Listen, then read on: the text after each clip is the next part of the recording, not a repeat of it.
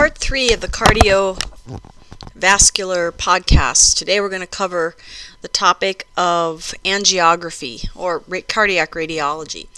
And then we'll kind of segue into action potentials. And then our final podcast, our fourth and final one, will be spending time discussing electrocardiograms. So today we're going to discover plain films, chest x-rays, which are useful for looking at the thoracic cavity, looking for fractures of bones, looking for haziness in the lungs, looking for the heart shadow and blood vessels like the aorta and the pulmonic trunk. We can see their shadow as well. So we'll take a look at a few of those. We will not have time, or it certainly isn't the focus of this class, to look at echocardiography. We do spend time with this in pathophysiology, being able to interpret echoes, but not in this class, even though ultrasound is going to become a more relevant means of visual diagnostics for a lot of different reasons. And it's cheap to do, but the interpretation of it's kind of difficult, so that's why I kind of steer away from talking about echoes in this class. We will look at cardiac CTs and MRIs. Those are fairly easy for us to visualize. We do not want to spend any time on radionucleotide studies, except when we get to the lungs. We'll probably look at what a ventilation perfusion assay looks like, but we won't use this technique in this class. We will take a look at cardiac catheterization. I don't know why all of these are misspelled. So we will look at cardiac cath from the outside. We've kind of looked at its utility inside the chambers with regard to looking for valve issues and holes in the atria and ventricular septum. Again, we use echoes for that now rather than angiocardiography or cardiac cath. Fluoroscopy falls in the lines with angiocardiography. And then tomography, which I'm not even sure what that means, so I'm going to update my slide in real time and just kind of focus on plain films, CTs, MRIs, and angios, which are the same thing as fluoroscopy. So let's just take a look at a typical chest x-ray. This is actually a normal chest x-ray, and the first thing we're going to look at is approach it from the periphery. We're going to work superficial to deep on this sort of thing. Even though this person may have a heart issue, we want to also look at the lung fields because they're vitally connected. And so this happens to be an exhalation chest x-ray. I believe it's an inhalation. 1, 2, 3. I'm not quite sure. Maybe it's inhalation is when the diaphragm is down, and this looks like it's a flattened diaphragm. So I think this is an inhalation chest x-ray. In exhalation, you'd see the diaphragm going up much higher, and then the positioning of the heart will kind of flatten out toward you. So you ask the patient to inhale, they take a chest x-ray, and this enables you to visualize most of the ribs and a larger space of the thoracic cavity. So working superficial to deep, we see that the hemidiaphragm, the right diaphragm will be a little bit higher than the left. The left diaphragm will have a little gas bubble underneath it, which represents the fundus of the stomach. These, of course, are the false ribs and floating ribs down here. If we're going to then draw our attention to the costophrenic angles down in here, which actually go back behind, and so you can't, the only way you're going to see these costophrenic angles a little bit better is if you do a sagittal, and I'm looking to see if I have any sagittal x-rays, and I do not. But occasionally, if we suspect that there's fluid, which would be called a pleural effusion, behind the diaphragm, this is an actual bell-shaped diaphragm, then we are going to want to do a sagittal scan to see what's going on behind the diaphragmatic regions here. So this looks like the costophrenic angle right here is fairly clean. You always look to see if there's a little meniscus of fluid, and if there is, that's a pleural effusion. Then we're going to work our way up and look at these ribs. If there are any fractures, there's going to be fractures on the lateral curvatures. Okay, and so we don't see any. They seem to be pretty uniform. And furthermore, these ribs that are going kind of upwards, those are actually the back ribs. Okay, those are the back ribs, because anything towards the back of the body is picked up pretty easily with an AP x-ray. The ribs in front coming out at you are the ones going down, right? Those are the ribs that are facing you or closest to you. So here's rib number 1, rib number 2, rib number 3, etc. Rib number 4.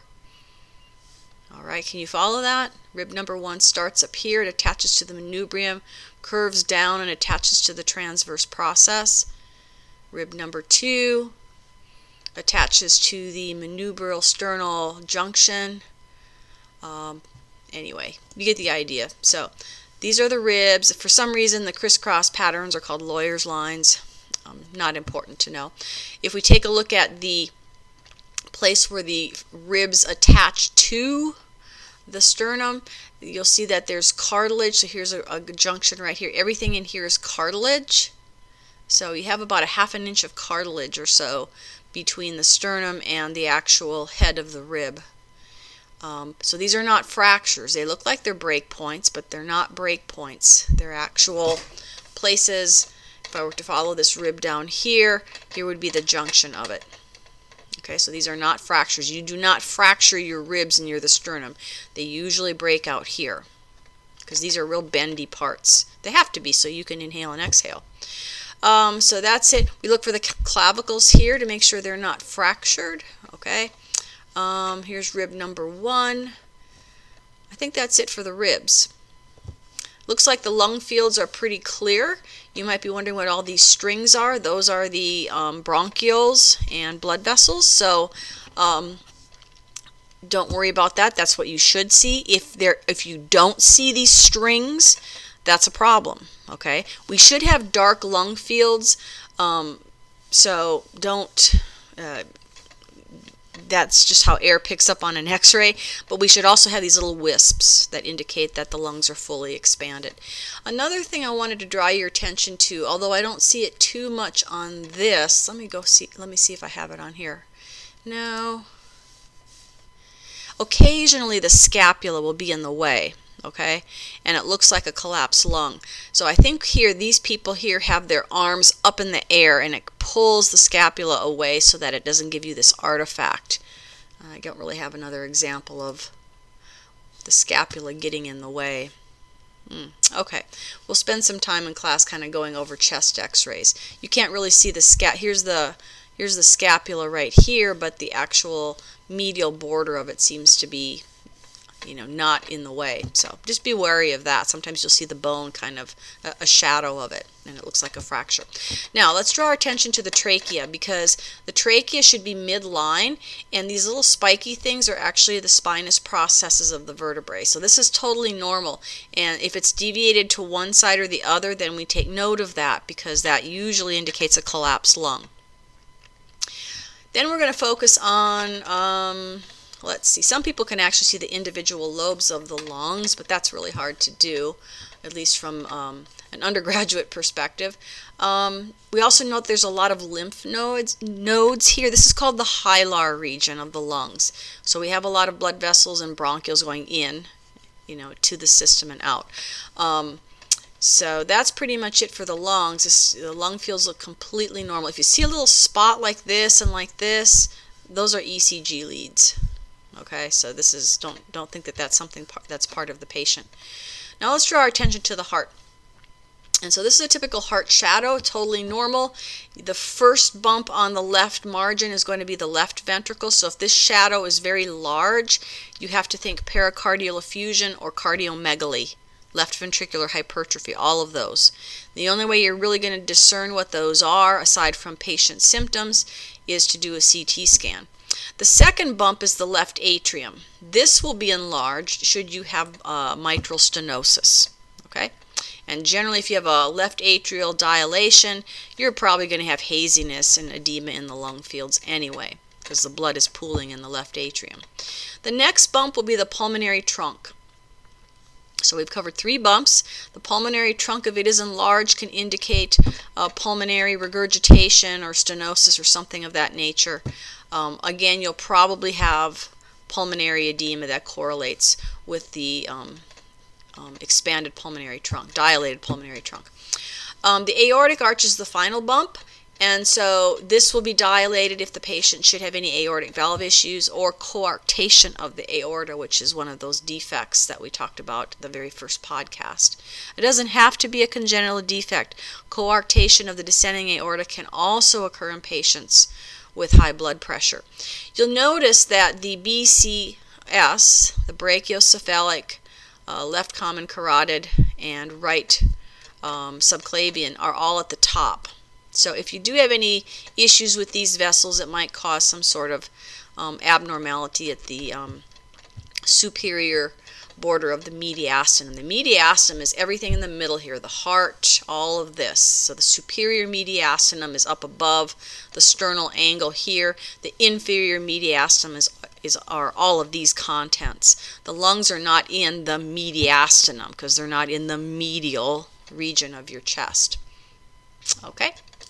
Let's see, what else? Let's go over to the right side. So if you have right ventricular hypertrophy, you will see an axis deviation of the heart, meaning the heart's going to twist or enlarge a little bit, and you'll have a right shadow like this.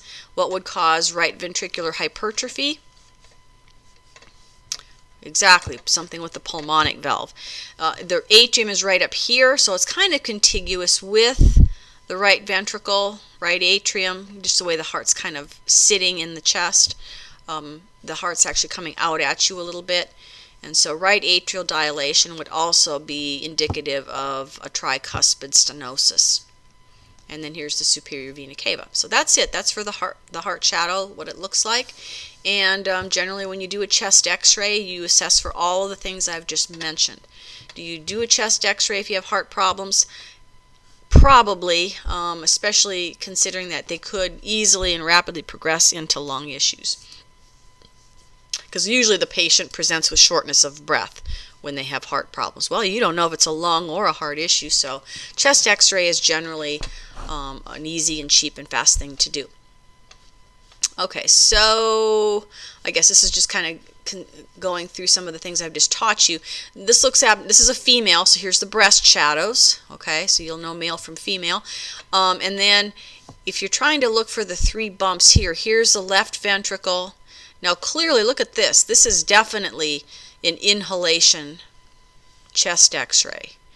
So the heart kind of falls down, okay, more vertically. This is the left ventricle. This is the aorta. We can work from top to bottom. This is the aorta. Here's the pulmonary.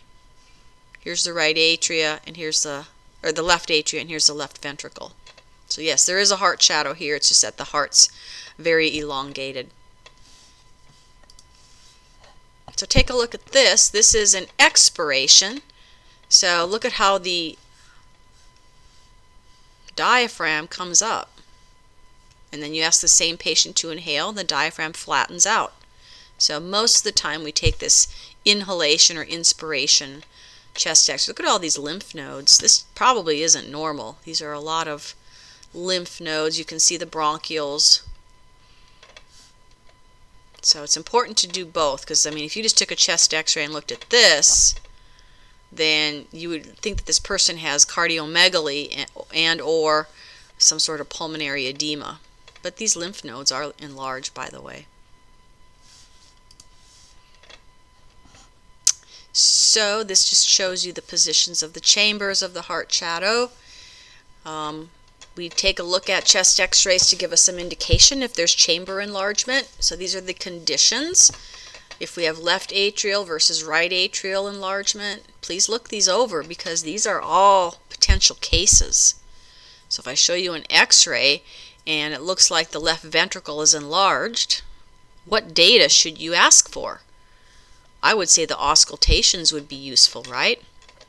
Absolutely. All right, and then this is just showing you what plain film chest x-rays would do. Let's take a look at an abnormal. Look at this. So this is a close-up, so they've kind of removed the rest of the film on here, but you can see that there's definitely a left atrial enlargement on this patient. And it turns out this person has, let's see, this is mitral. Okay, And so this probably has to do with probably a mitral stenosis, mitral valve disease. Okay, this is what would the pulmonary artery. Here's the aorta. Here's the pulmonary artery enlarged. What would cause this? Pulmonary valve stenosis or regurgitation. So there's something wrong with that particular semilunar valve. Look at this shadow here. Huge left ventricle. Here's the pulm. Here's the aorta. Those seem to be fine. Some lymph node involvement, of course. This almost looks like a boot-shaped heart, right? What congenital is associated with boot shape? Tetralogy of Fallot, right. So what are the four things of Tet Fallot? Pulmonic stenosis. However, I don't see the pulmonic valve enlarged. So, and if we had auscultations that ruled that out, then we'd probably order an MRI or a CT scan, right? That's easier and quicker to do. And because this might all be fluid. The heart, the actual heart may be in here, and this is all fluid from in the pericardial sac. Okay, so let's just take a look at another enlarged heart. You do not know if this is muscle or fluid. This is an example of a pericardial effusion. I will also say that if you do have a pericardial effusion, remember the ECG is going to reflect that. You're not going to see like a big QRS wave. Instead, you're going to see an inverted T wave.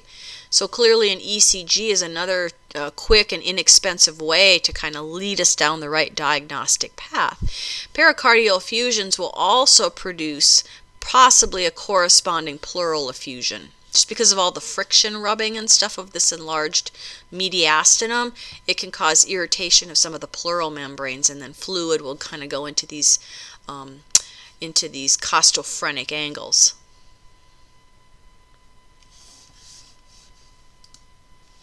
Okay, so anyway, this is what heart failure would, on plain films, you'd have a cardiac enlargement, increased pulmonary venous pressure. This is called the pulmonary capillary wedge pressure, which would be indicative of pulmonary edema.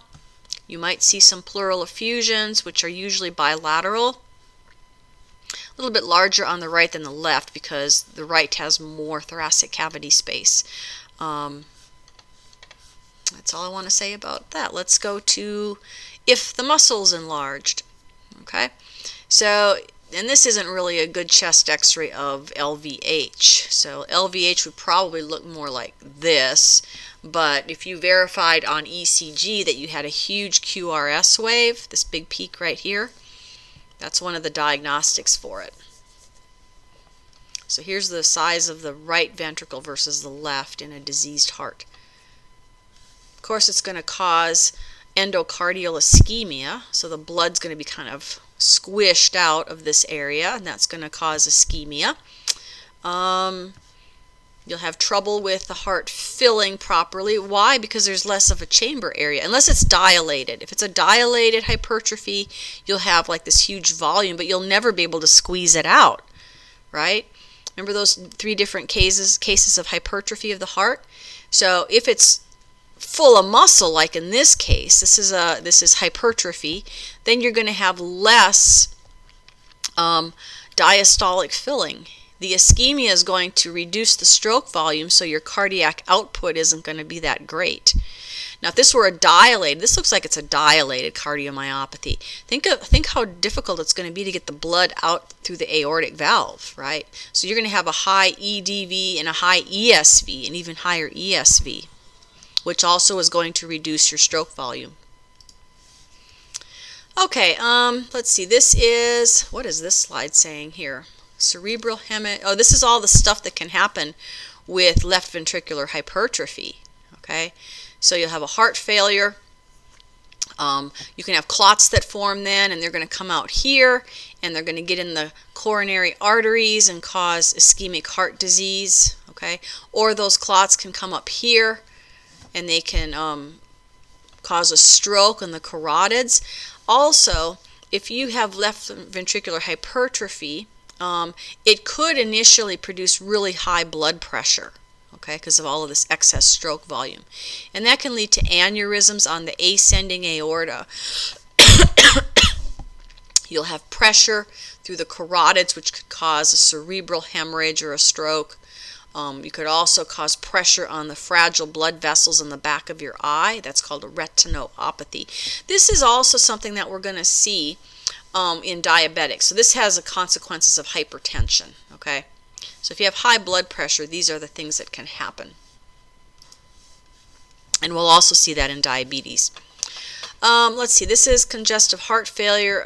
Not a good example of it, but you can see there's pleural effusions here. Everything's hazy. You can't even see the heart shadow, but it's an enlarged heart. So this would probably be best viewed on a CT scan. This is something called Beck's triangle. This is a type of a pericardial effusion that rapidly develops in that pericardial sac, and it ends up suffocating the heart. Okay. These are some of the causes of pericardial effusion. You can have pericarditis. You could have a trauma as well. You could have blood rupturing in one of the coronary arteries, and that would produce, what is that called when it's blood in the pericardial sac? It's a pericardial effusion, but it's like a hematoma. Hypothyroidism can also contribute to this. And so now you're going to have muffled heart sounds. Why? Because the fluid's in the way. The pericardial sac is full of fluid. And so now this poor heart, the ventricles can't expel the blood efficiently. So you're going to have really low blood pressure and a high heart rate because all this fluid is pushing on the coronary arteries, which we're about to learn. And so now this heart is suffocating. Blood is trapped in the right ventricle and right atria. This causes an elevated jugular vein pressure. And so this is what is called Beck's triad. Beck's triad is a cardiac tamponade due to excess fluid around the heart. So let's take a look at some of these coronary arteries. And here's the aorta, and I told you that the heart gets the best blood. So there is the left coronary artery and the right coronary artery. So this is actually kind of wedged in between. The pulmonic trunk is right on top of this. Here's the vena cava. So these are where all the vessels are. So they've kind of removed all of those away. And so this is showing these coronary arteries kind of going through the middle of the heart, and then the right coronary artery wraps around the back side of the heart and descends. And then there's a front descending branch right here. Okay, we'll name these in a bit. I think we will.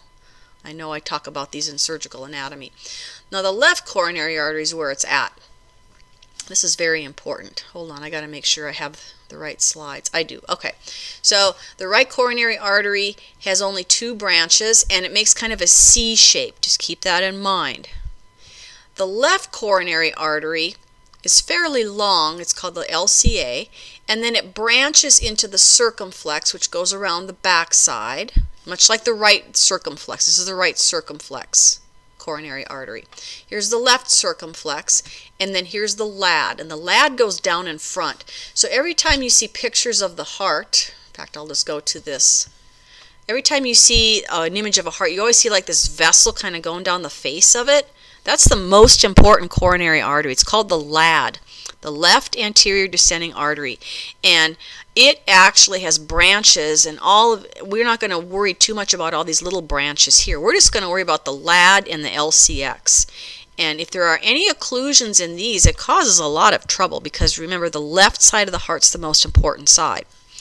Now, if the right coronary artery is occluded in these areas, what we're concerned about is how our sinoatrial and AV nodes get fed, meaning with oxygenated blood.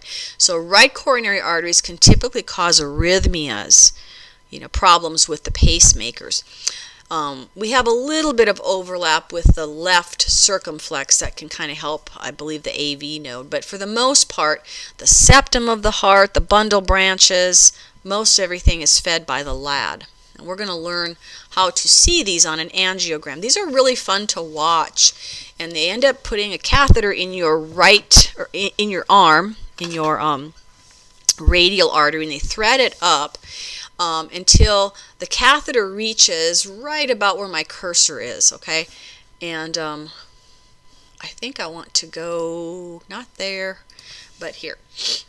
So this is where the catheter is. So they they have the catheter here, and I'm not going to go into the details of exactly the precise placement of this, but here's the catheter, and here's part of it, and it injects dye, so the catheter's actually right about here in the aorta. So they've threaded it up your arm, and they've come in here through the brachiocephalic. Here comes the catheter, and it lodges right in here where my cursor is. So that when we're trying to visualize the right coronary artery, the catheter will be to the left of it on the image, just like this, okay? So this is in the aorta, and they're going to inject a dye, and they're going to take a picture of it, and it literally takes a second because the dye comes through and then it clears out right away and goes into the cardiac veins. So it's a real quick photograph, and then this is a fluorograph, and so the cardiologist looks up and says, oh, I didn't get the right branches, let's do it again, and they give you another shot of the dye, take a picture. What they're trying to do, and they may do this 5 or 6 times, they're trying to see if there are any little tight points in here, or if there's any bleed outs or any bubbles. A bubble would be an aneurysm, a bleed out would be an infarction, right? And if there's any pinch points or occlusions, which are called stenosis, all of those usually are treated, and there has to be like a percentage of an occlusion to put in these little tiny stents, okay? So if there is an occlusion, they'll go in here and they'll do angioplasty. They'll put a little balloon, they'll inflate the balloon, and then they'll put in a little stent, and this is what it looks like. This is a stent. So this is an example of a stenosed, and I think this is the circumflex artery. I think that's what this is. It doesn't say. The LAD is usually going, well, no, it could be the LAD. The LAD is on top and the circumflex is down. So this is the LAD up here, and this is the circumflex artery. And so you'll see there's a little bit of a pinch point here. And that's when they go in and they do angioplasty and they put in this stent. This stent is coated with anticoagulants, and the patient's probably going to be on anticoagulants. All right? So that's just kind of a temporary solution, and oftentimes these will refill, or you'll get some sort of a clot either upstream or downstream, because this is atherosclerosis. So here's the RCA, here's the left coronary artery, which branches into the circumflex and the LAD. Let's see what they each do. The LAD supplies most of the septum, most, if not all, of the left ventricle and the papillary muscles. The circumflex on the left side gives about 45% blood flow to the sinoatrial node, less to the AV node. So it is very important for the SA. It's probably a good thing because the SA node is the master node. So we do have 2 blood supplies for the master node. The AV node definitely is supplied by the right right coronary artery. The circumflex also does supply some blood to the bundle of His, the posterior papillary muscles, and the inferior posterior left ventricle. So if you have an occlusion of the left circumflex down here, then yeah, we're probably going to have the SA node's going to be limited in its blood supply, and then the back side of the left ventricle. We're going to learn more about this as we learn to read electrocardiograms, because these ischemic events will lead to electrical disturbances in this whole organ. And we're going to learn on the next podcast precisely how to find out where the ischemic little spots are. This is the one I was looking for. So here's the AV node, here's the SA node. So this is the electrical system of the heart. And this is what we're going to use when we read electrocardiograms. ECGs measure the electrical waveforms in all of these little spots. And so the sinoatrial node gets most of its oxygenated blood from the right coronary artery, about 40% from the left circumflex. The AV node gets almost all of its blood from the right coronary artery. Very little comes from the left circumflex. Okay? Here's the bundle of His, way up here, mainly from the right coronary artery, but some of the septal branches of the LAD will also feed this. Here's the left bundle branch. So this is the septum of the heart. The LBB is supplied by the LAD. Okay, sometimes a little bit of the RCA and LCX. But if you have an ischemic event here, the left ventricle is not going to work. Here's the anterior fascicle, and I don't mean muscle fascicle. This is actually a left bundle branch, and here's the left bundle branch posterior fascicle. It goes towards the back side of the heart. And you can see which arteries give these electrical conduits oxygen. Remember, oxygen is necessary to make ATP. ATP is necessary to repolarize the heart. Here's the right bundle branch in the septum. The LAD also feeds this. A little bit of the RCA, but you'll see the importance of the LAD. That is the artery that we really pay attention to. So here's the right coronary artery. It makes a C shape. You'll know the catheter is to the left of it. And then these are the various branches that come off of the right coronary artery. PDA, that does not mean patent ductus arteriosus. This is actually a branch. It's called the descending posterior artery. Now here is, and by the way, in pathophys these are certain viewpoints with the fluoroscope. So I'm only going to show you these two views, okay? You'll always know this is the right coronary artery angiogram. And then what they do is they remove the catheter and they put it more over here on this side, okay? If we're going to inject dye into the left coronary artery. And this is what it looks like. So in this case, the catheter is more to the right of the left main artery, okay? This is the catheter right here. And you know that it is going to be a left-sided injection because now you're going to have two. You're going to have an immediate bifurcation. Now the person is laying down, so imagine that here's his head over here, and here's his chest, and he's laying down, his feet are going off the right side of your screen. And so this is the LAD on top. The heart's just kind of laying on its back, the patient's on his back, and so this means that the LAD's going to be on the top of his chest. So here's the LAD, here's the diagonal branches, okay? Where am I at on here? Imagine taking this heart and flipping it on its side, like rotating it around. Let's see if I can do this, because sometimes it's really hard to kind of visualize this. There, see? Now the LAD is on top. Well, no, it's not. But we have to rotate this heart a little bit. So we have to kind of rotate it to the back of the screen. So the LAD will be on the top, and then the circumflex will be kind of right down the middle. Okay? Does that make sense? And there's names for these views. So this is going to be, let me get back here. Let's straighten this out. Okay, so I'm going to get back here.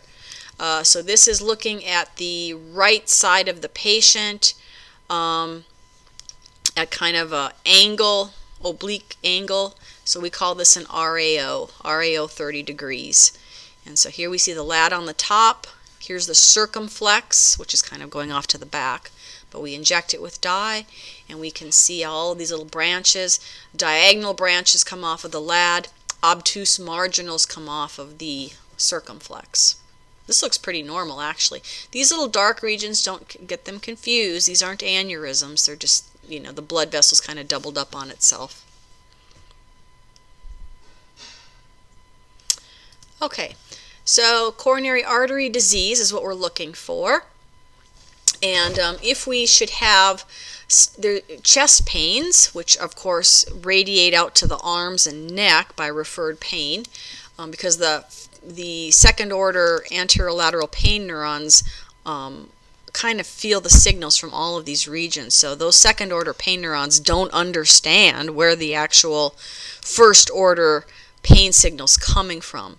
And that's why people who are having chest pains or heart attacks complain of neck pain, shoulder pain, and arm pain.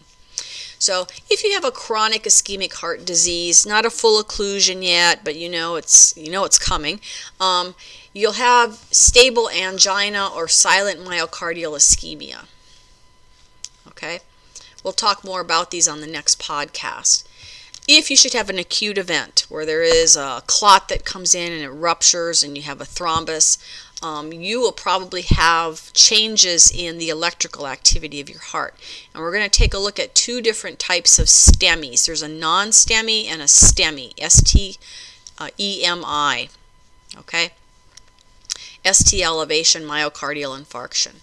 And so we'll talk about these as well on the these are all with electrocardiogram diagnostics. And we'll talk about these on how they influence the electrical pattern of the heart. So how do we get occlusions in the first place? Well, pretty much everybody has them. They're hard to avoid. And so this is an example of a coronary artery. And what happens is cholesterol and triglycerides permeate the endothelial layer. This is the endothelium. You can barely see it. And those hydrophobic fats get in here and they make a plaque, okay? And so there are some cells called macrophages. You've heard of those. They get in here and they try to eat up this fat. And they get real foamy. They're called foam cells. All right, what are we doing now? Well, we're mounting the innate immune response, right?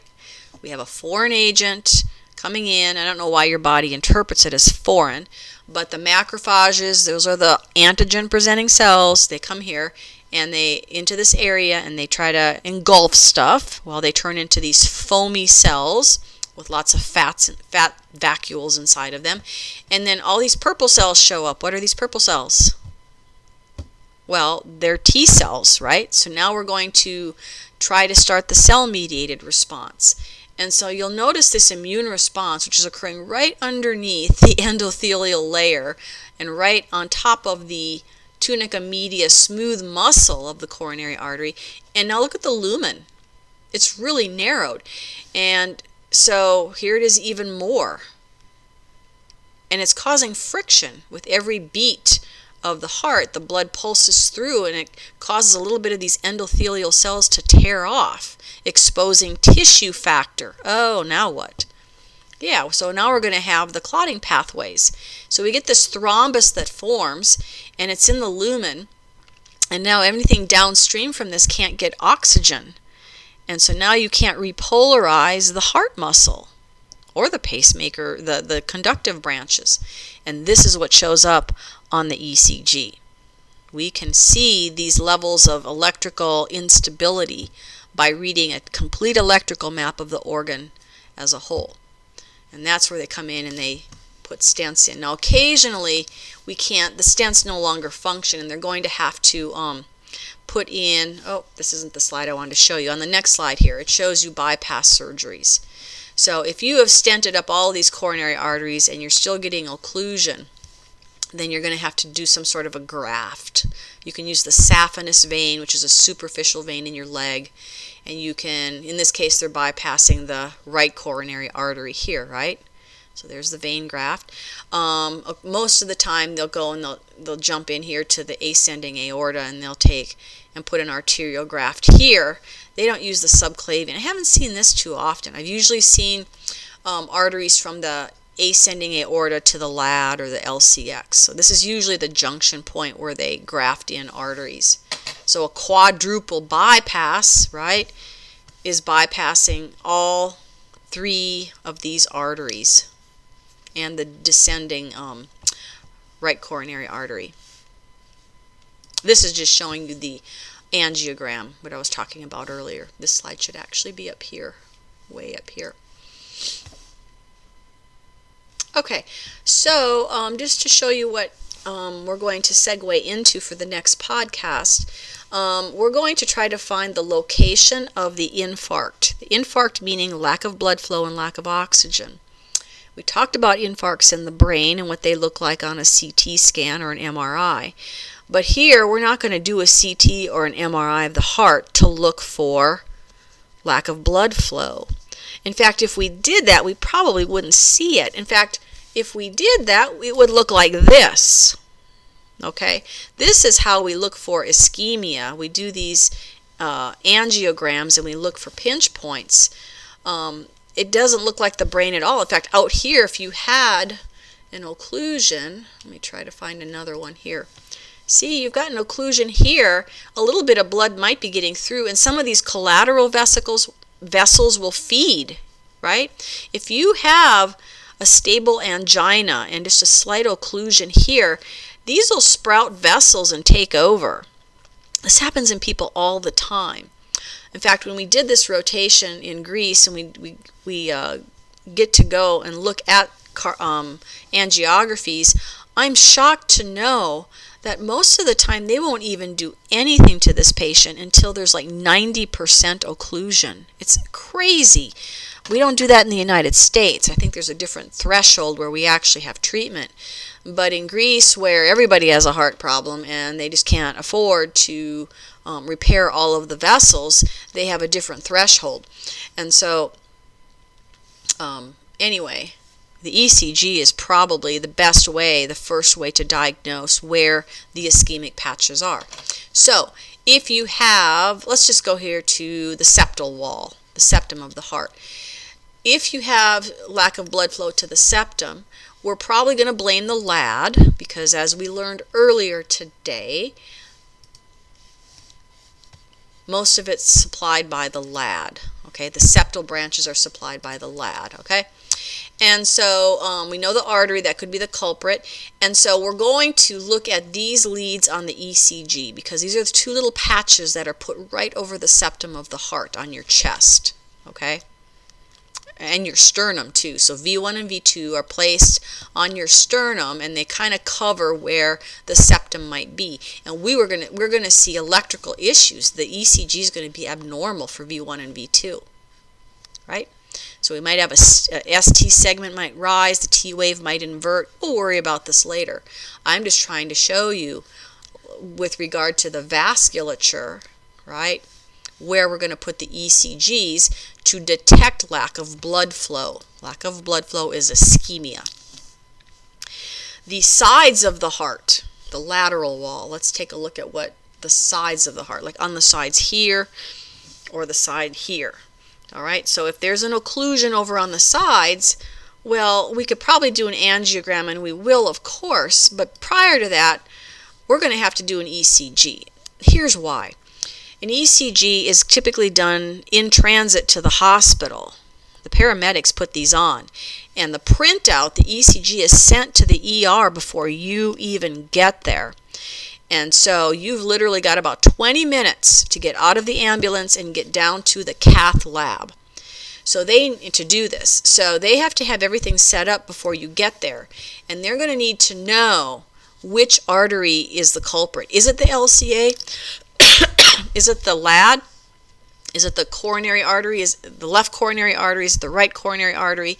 They have to kind of predict so that they have, the right catheters to start the procedure.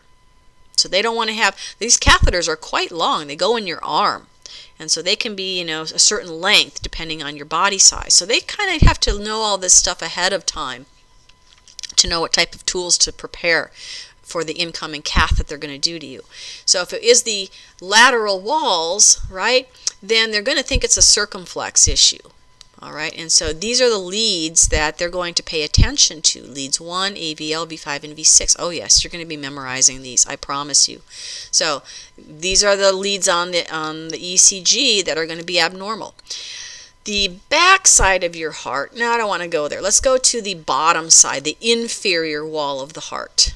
Where's the inferior? It would be down in here. This is the inferior wall of the heart, okay? And so we can see that it's probably going to be something to do with the LAD. Let's see what leads we have to look at. Here they're saying the right coronary artery, possibly. I don't know about that, but yeah, okay, let's just say it's the right coronary artery. Right down in here is this is the inferior wall that they're probably referring to. And so, yeah, leads 2, leads 3, and AVF will be abnormal. The anterior wall would be right here, spot on looking at you. This is the anterior region of the heart in here. Of course, it's going to be the LAD, of course. So, anterior wall, it's going to be the LAD, probably the diagonal branch, and we're going to look at the patches right on top of that, the V2 to V4. So this is where we're going with the ECG. Now, I want to close out today's discussion with just going back into action potentials. An ECG and an action potential are completely opposite. Okay, an ECG measures the electrical activity in this whole organ with different reference electrodes. An action potential actually looks inside an individual cell. So we put a real fine needle into one of these cells, just like we did in skeletal muscle and in the axon of a neuron. So if we put a real fine needle with a probe and a reference electrode outside of this, do we ever need to do this in a patient? No. We do this in research. And so through this research, we've determined that the pacemaker nodes have kind of a weird action potential, and then the cardiac muscle out here has a weird action potential. Okay, so let's take a look at that, and we're going to go toward these slides here and here. These are my homemade slides, and I still like them. So this is where we're going with today. We're just going to look at an action potential.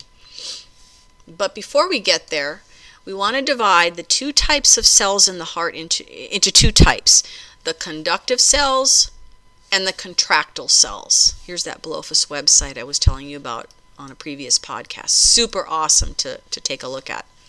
So if we just look at the action potentials in the sinoatrial node cells, it will look like, where am I at? This. Okay?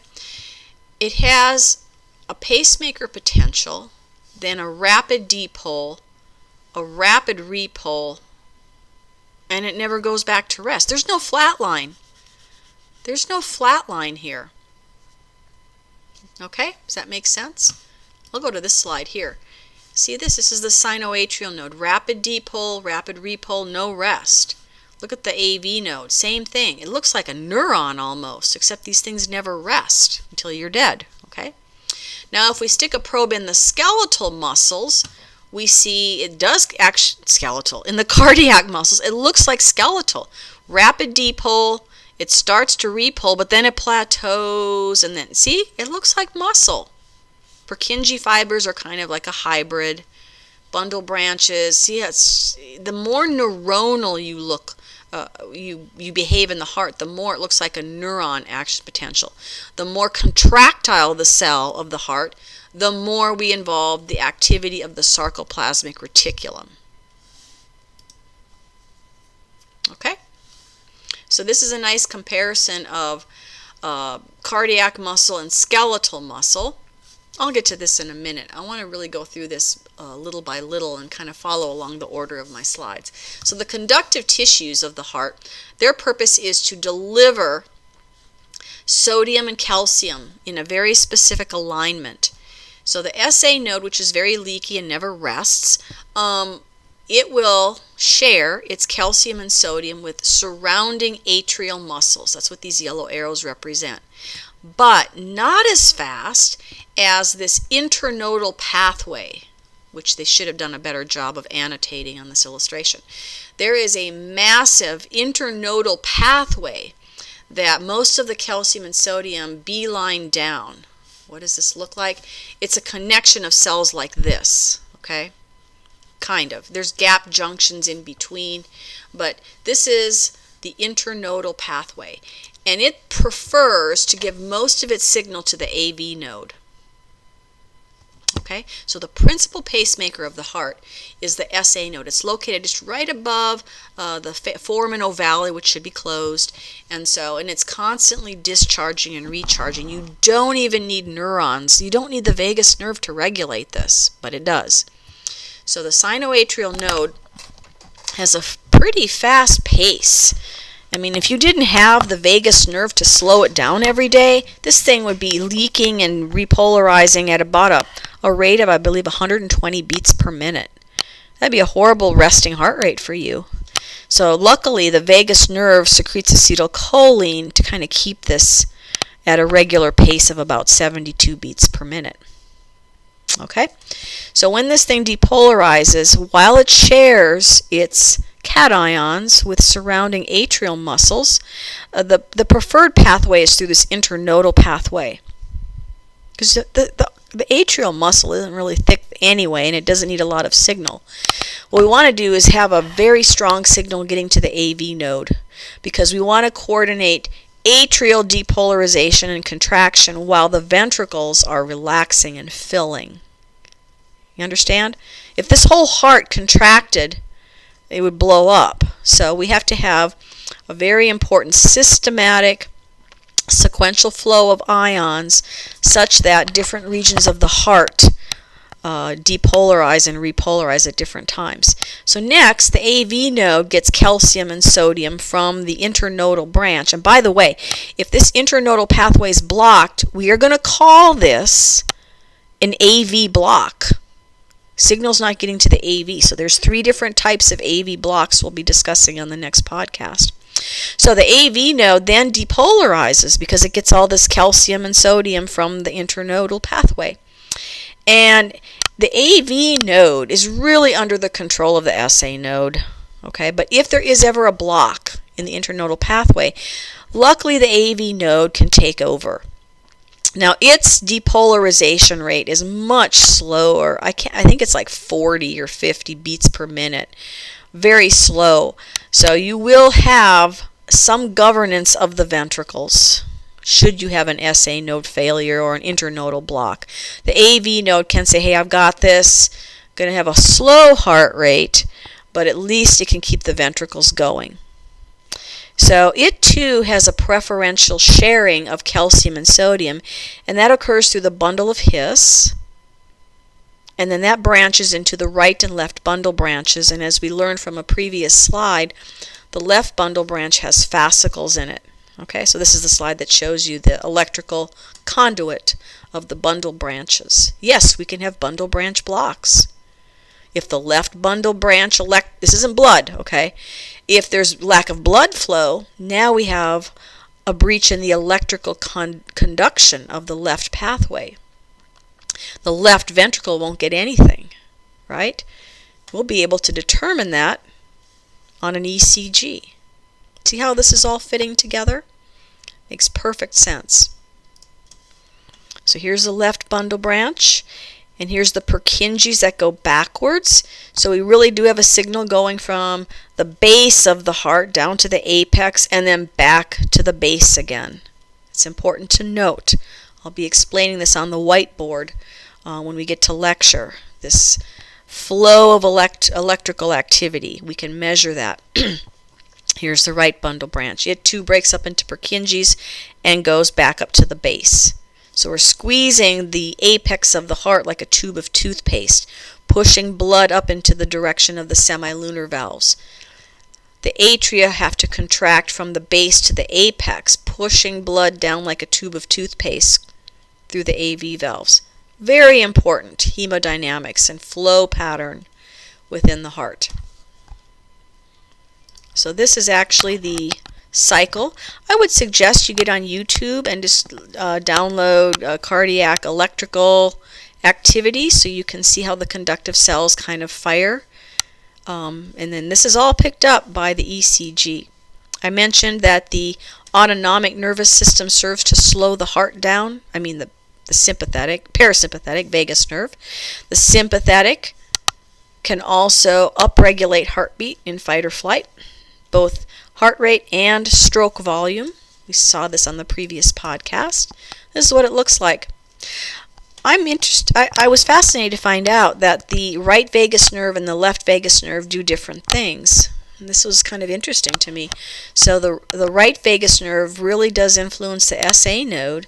The left vagus nerve, on the left side of your neck coming down from the med-ob, really serves to innervate the AV node. Isn't that cool? Didn't know that. And this just shows you, the sensory part of the vagus nerve. Cranial nerve 12, or no, cranial nerve 10, my bad. Where is it? I'm not sure where it is. But this is showing you cranial nerve 9, which senses pH. All right, this is the chemoreceptor reflex. It's not showing you the vagus, but the vagus is in here as well. Vagus monitors pressure, whereas the cranial nerve glossopharyngeal measures pH. They both regulate heart rate through the med-ob. Okay, so we'll go through these flow charts in class. Let me get to the action potential trace. So it's all about the SA node, and we can speed it up and slow it down based on autonomic influence. This is the cardiac muscle. So we have rapid dipole, repole, plateau, and repole. This is very much like skeletal muscle. A little bit more pronounced plateau region. And so this is what's happening. But I think I want to go to my homemade slides because they're a little bit more detailed. So this is the pacemaker potential. This is a single cell.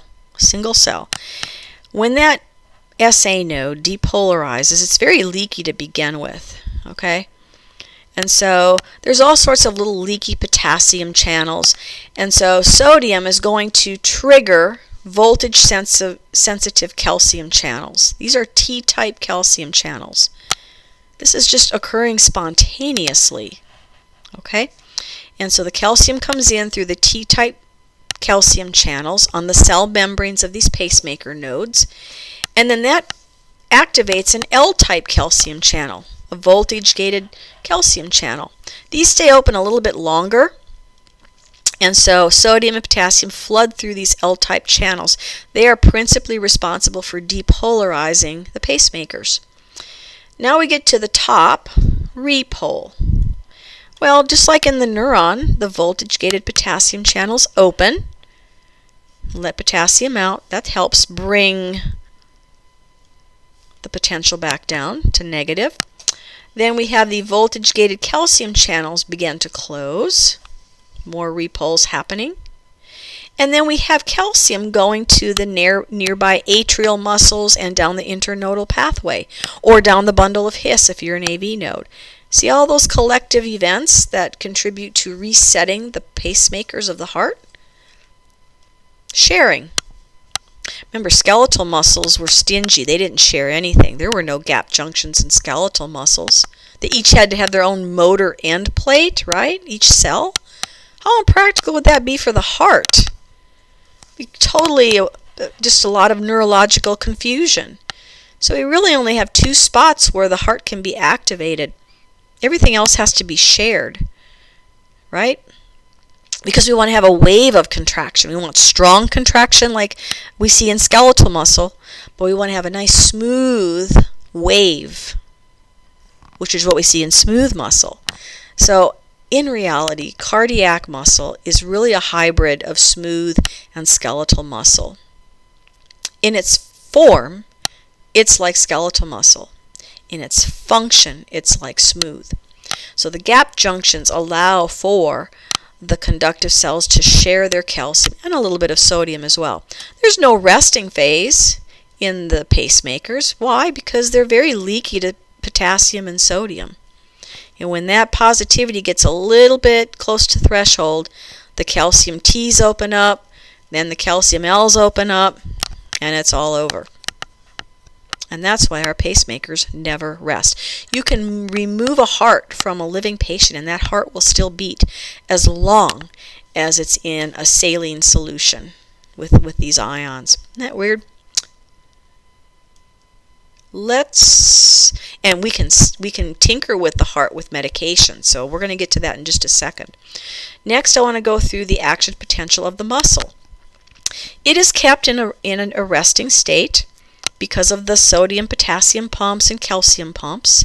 But when it gets signal from the bundle of His or the bundle branches or Purkinje's, etc., it triggers rapid dipole.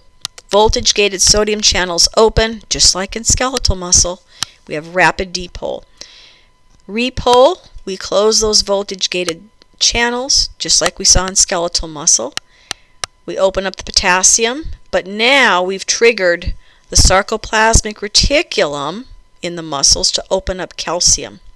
Furthermore, keep in mind calcium is coming through the other cells. So this is the sharing. All right? Probably more in phase 3. Right in here we get the calcium coming in from other neighboring cardiac myocytes. So the repole takes a little bit longer. But eventually all of the ATP-dependent pumps pump calcium back into the SR. Calcium goes to the neighboring cardiac cell, brings the repole back down. Sodium-potassium pumps kick in, and we get eventually not hyperpolarization, but the cell is at rest. Okay? So we've covered the action potentials. Now down here is the electrocardiogram of the whole organ. I don't know why they superimpose this on here because it's so confusing. But when we get to looking at the PQRST, please do not confuse that with the individual cell responses. Okay, this is an additive effect of all of this, and all of this will produce the typical ECG trace. Okay? And that's why I'm going to save that for a separate podcast so we don't get them confused. Now, I did mention all the channels that were involved, the T-type calciums, the L-type calciums. There's numerous potassium channels and sodium channels. You're going to learn all of that in medical school at a breakneck pace. So let's just keep it really simple. We can have calcium channel blockers, and I've got two PowerPoints or two images here that kind of say the same thing. Calcium channel blockers slow the heart rate and lower the blood pressure, as well as affecting the diameter of the blood vessels. So there's smooth muscle in the arteries. There's skeletal muscle in the heart, cardiac muscle in the heart. There's SA nodes in the heart. They all have calcium channels on all of them. So we have to be really careful what types of calcium channel blockers we give the patient. Okay? So in general, calcium channel blockers slow heart rate and they dilate your arteries. So it's really good to give patients that have cardiac problems, high blood pressure, cardiac congestion. Calcium channel blockers might be the drug of choice. Okay, so they block calcium access to the cell, they decrease contractility, they decrease conductivity of the heart, and so it'll drop your heart rate down, give you bradycardia, it'll drop your blood pressure down, because you're vasodilating the arteries too, so that's going to drop your blood pressure. On the bad news, it may interfere with that internodal pathway. That's one of the causes for concern. You may have a headache because now you have all this vasodilation, blood's going up to the head, so that could be a side effect, which could cause nausea, and it could cause peripheral edema because of all the vasodilation from these drugs. They're very nice drugs, verapamil, nifedipine, and diltazepam. I hope I'm pronouncing that right. Those are the three trade names for calcium channels, and they all have different side effects, okay? But they're calcium blockers. Oftentimes we give patients beta blockers as well.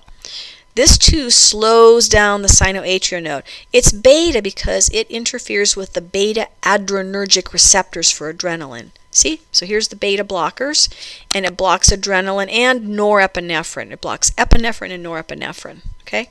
And here's the beta adrenergic receptors. It too causes vasodilation.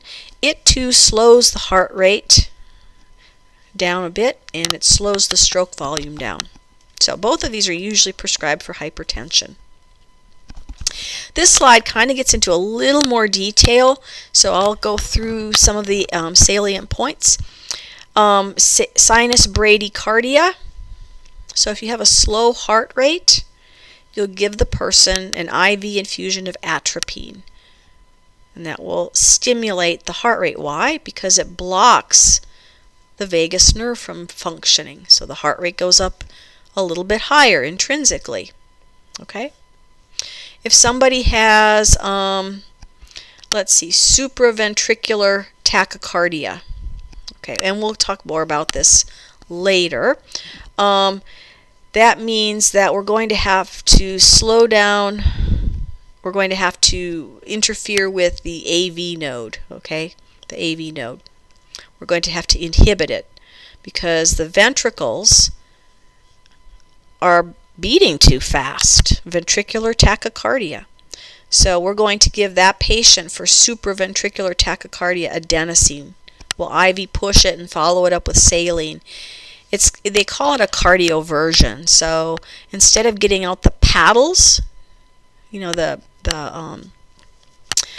AED paddles, right, to stop the heart, we can stop the heart chemically. And so they'll give somebody an adenosine push just to kind of confuse the AV node and then let the SA node do its job regulating the AV node. We can also have VTach. That's different than supraventricular tachy, but they also have supraventra up here. We'll discern the differences between supraventricular tachy and ventricular tachy in pathophysiology. But these are some other drugs that they give if the ventricles are just beating too fast. Amiodarone is very common. It slows down right here. It slows down repolarization. So the heart's kind of in dipole a little bit longer. Okay, so that's good. The idea is to slow down the electrical conductivity of the ventricles. There's different classes of VTach medicines, but amiodarone is pretty common. Lidocaine can also be used, but see how it interferes the individual muscle cells? It acts on the muscle cells and it keeps the cells in a refractory period just a little bit longer. Beta blockers typically act right here on the plateau. Propranolol is another example of it. So that's just some examples of some heart meds. And I also kind of included some information on how beta blockers work, how calcium channels work, because I have the channels right here. Here's the L types of the pacemakers. So remember the very nice drugs? Verapamil, nifedipine, diltiazem. Those are calcium channel blockers, specifically L-type. We can use nitrates. Oh, we'll talk about nitric oxide pathway on the next podcast. So this will actually open up blood vessels to the heart if you have angina. We can have antiplatelet drugs, so we prevent any thrombus that form in the coronary arteries. Let's see, what else do we have? I guess this is just showing you that we can affect preload coming back to the heart with these various heart medications. So I think this is about as in-depth as I want to get with the heart meds. So beta blockers, calcium channel blockers, just know what they do in regards to setting the heart rate and the blood pressure. Okay, we're going to end here, and we're going to have a pretty lengthy podcast, the last one in the series here. We're going to cover all of the ECG interpretations. And so we'll spend a good amount of time talking about that in class.